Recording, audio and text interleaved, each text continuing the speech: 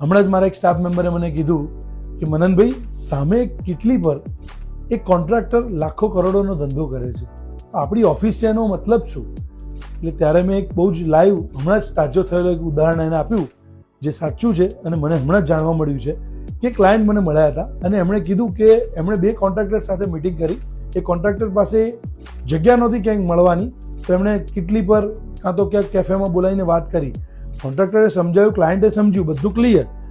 પણ પછી client third મને મળ્યા મારી ઓફિસ પર અને બધી વાત કરતા બાપાની દયાથી અંતે એમણે એટલું મને કીધું કે બોસ, આજે મને તમને મળ્યા પછી એવું થાય છે કે હું તમને કામ આપીશ, કારણ કે કાલ ઉઠીને કંઈ પણ થયું 1, 2, 3, 4, 5 વર્ષ પછી તો તમે મને ક્યાંક મળશો. એટલે આ જગ્યા છે કે જ્યાં હું તમને મળી શકીશ ને તમે ક્યાંક બેઠા છો.